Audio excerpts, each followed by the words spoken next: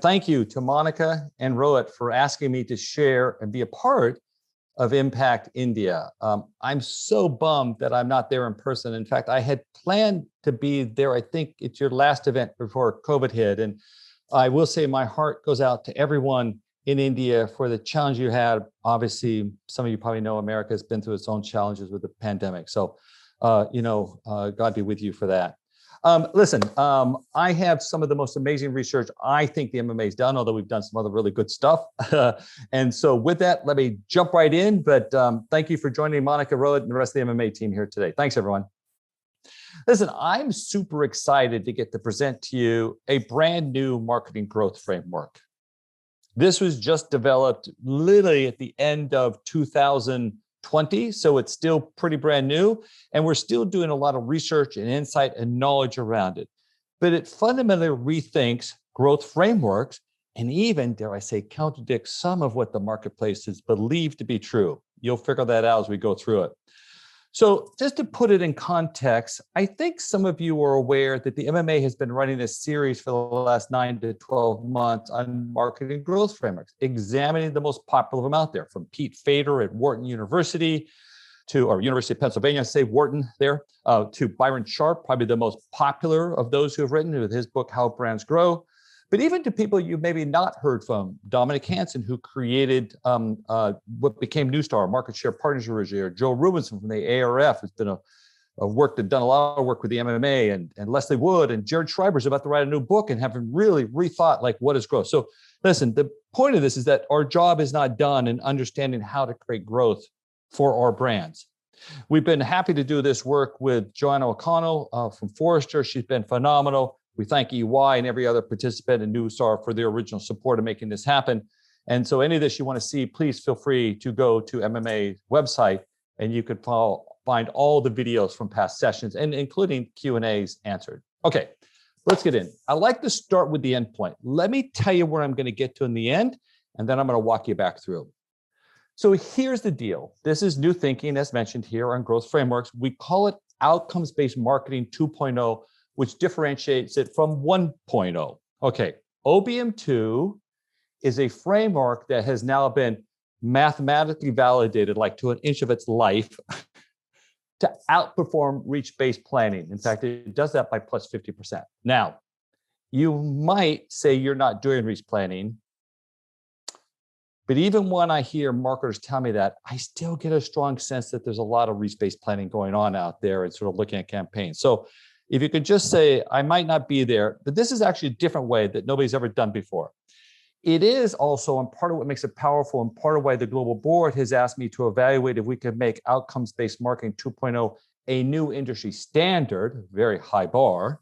It's a uniform approach for driving outcomes right out of the gate, differentiated from 1.0. I'll explain that in a minute. And it's really fixated, and this is the big issue, on brands who are most responsive to your message. Now, I just heard this example used yesterday at a meeting, which I love.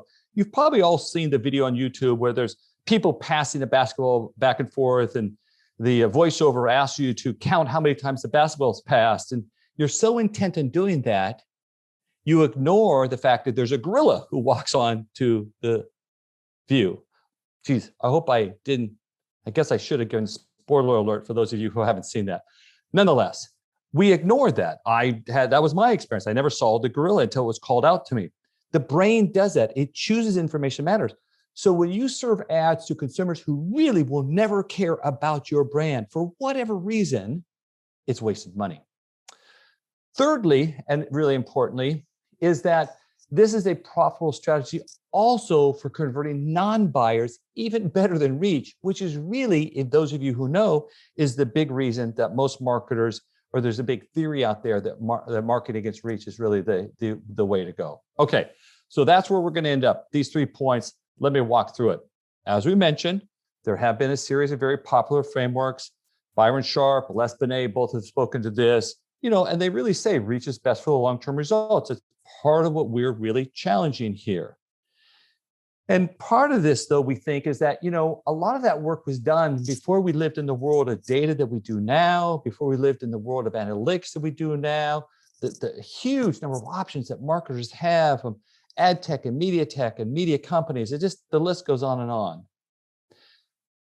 But the issue is that then too, can we really validate this for bringing in new users and non-buyers? Okay, now just so you know too, I won't spend any time with this. We did have a nice market advisory board. We thank Newstar for letting us use their technology and some of their data scientists to prove out these theories. And we, of course, really appreciate UCLA, Oxford for really helping us think this through. And of course, Numerator, who gave us the original data for this. This was a big effort. This was not small. It took us 6 months just to do the analysis on this. Okay, so here's the thing.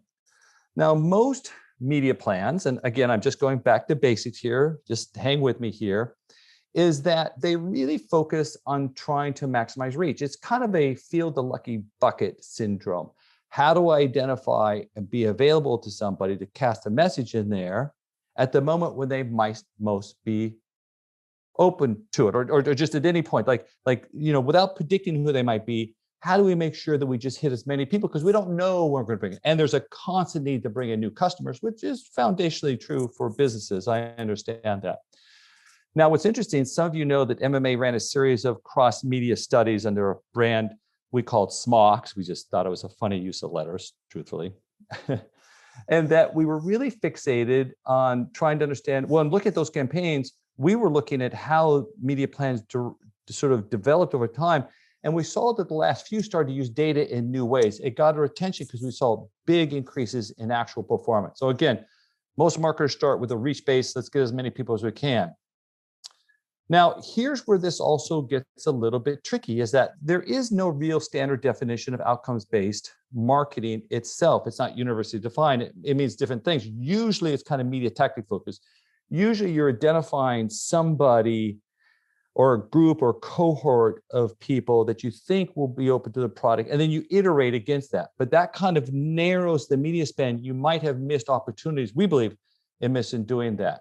And it really relies on in-flight optimization, which takes time. So again, that's outcomes. It's focused on some sort of transaction or experience. Maybe it's a car configurator for an automotive brand, either way. What does outcomes-based planning do? Well, it's fixated on saying, well, how do we identify those responsive buyers? Those who are going to listen to the message, those who will see the gorilla because they're looking for it, I guess, at some level. That's a very big deal. And then how do we make sure that we convert those new buyers to drive sales also from existing buyers? Again, this is the key to how it works. So again, I just said there's reach planning, there's outcomes-based planning 1.0, and then there's outcomes-based marketing 2.0, which, as it says here, improves return on ad spend, brings in new buyers, is repeatable. And our job now is to figure out how far into what categories to apply. Can it go over? And I'll talk more about that. Okay, so let me take you through here to make sure this is clear. What's unique? How do you execute this? It's very top line. And then let me come back to value of the thing, and I'll wrap it all up for you. So here's part of what makes, here's what is unique about outcomes-based marketing. We're introducing a concept you're going to hear called the movable middle. So let me explain. What we're basically doing is using segmentation databases to identify consumers or cohorts of consumers who have an 80% propensity or probability to be open to the message, but not less than 20%. So we look at this 80-20. Now, those who have a very high probability, 80 to 100%, they're going to buy your product anyway. There's no reason to advertise them. That's actually a much smaller group than probably what this visual suggests here, by the way. Then there is a very large group of people, typically, and in fact, in every case, that has no interest to buy your product. And for a whole host of reasons. Sometimes it's simple brand preference that they've already made.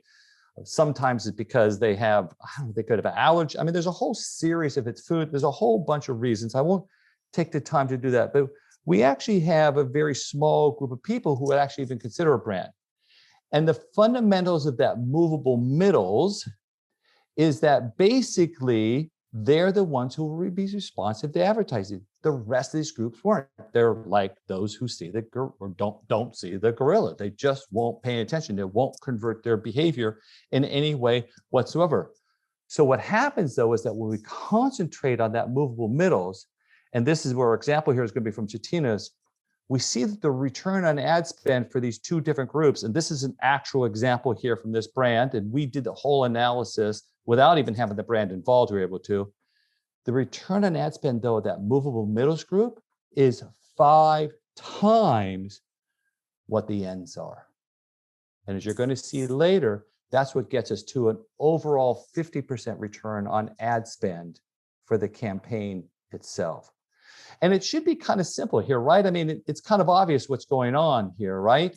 We're basically going to take spending that would have gone to those who are going to buy already and spending from those who are never going to buy, and we're going to concentrate into the movable middles. Okay, pretty basic, seems pretty simple, should be pretty clear. And some of what you have here, one of the assumptions that sort of exists within the outcomes-based marketing framework is that some brands believe that their heaviest users are really loyal to the brand, or those who are predisposed a little bit, that they're loyal. That's not always the case. Often it's not the case.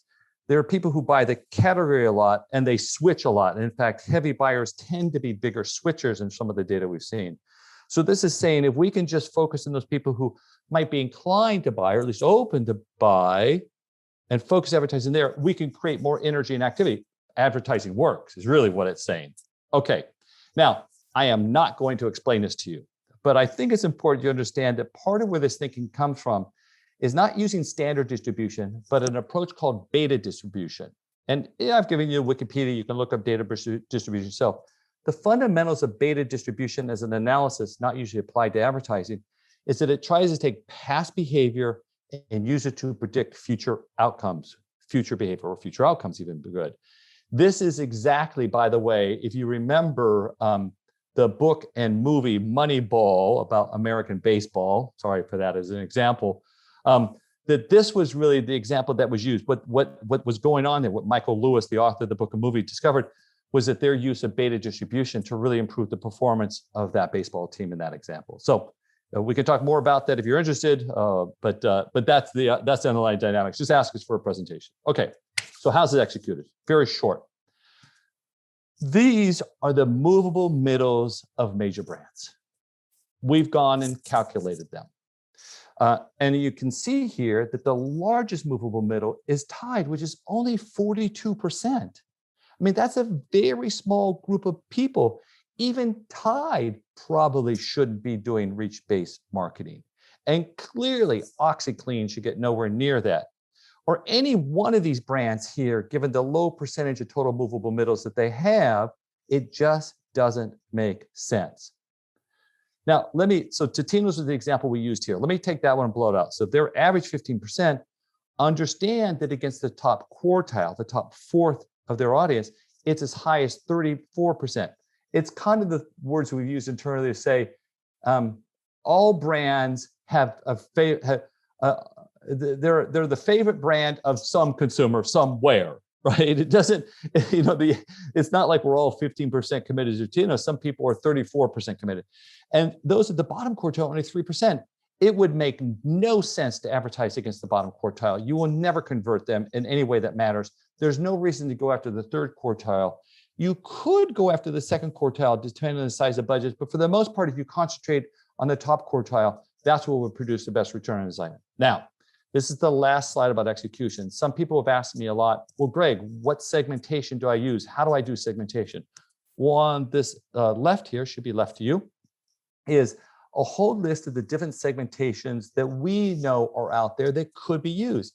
Now, what's interesting, you could actually create your own segmentation just using surveys, proprietary surveys that you've done. Again, you probably need to talk to Joe Rubinson on the team or Vasilis Bakopoulos here at the MMA to better understand it. And on the right is the process you go through. I'm not going to walk you through that here. We're not in an execution phase, but just know that we have mapped this out.